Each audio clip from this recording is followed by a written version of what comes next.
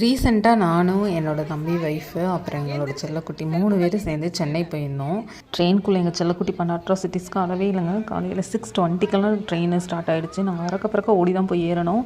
போய் பார்த்தா எங்களுக்கு ரெஸ்ட் ரூமுக்கு ஒரு 2 சீட்ஸ் தள்ளி தாங்க எங்கள் சீட்டு. என்னால் ஸ்மெல்லை தாங்கவே முடியல. எங்கள் பாப்பா போனோடனே தூங்கிட்டா.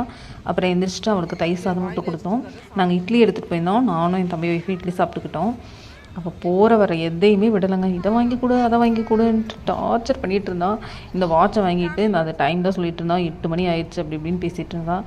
வர்ற எல்லா பொருளையும் கேட்குறதுங்க. ஆனால் ஒன்று சாப்பிட்ட மிச்சத்தெல்லாம் கொடுத்துட்றது.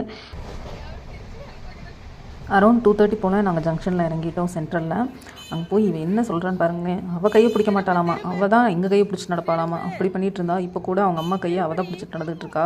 அவளுக்கு கையை பிடிச்சி நடக்கணுன்னாலே சுத்தமாக பிடிக்காதுங்க. கை வலிக்குது விடுன்ட்டே சொல்லிகிட்டு இருப்பாள்.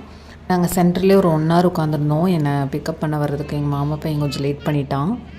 சென்னையில் என்னென்ன பண்ணோம், எங்கெங்கே போனோன்ட்டு நெக்ஸ்ட் vlogல ஷேர் பண்ணுறேன். அது வரைக்கும் பாய்.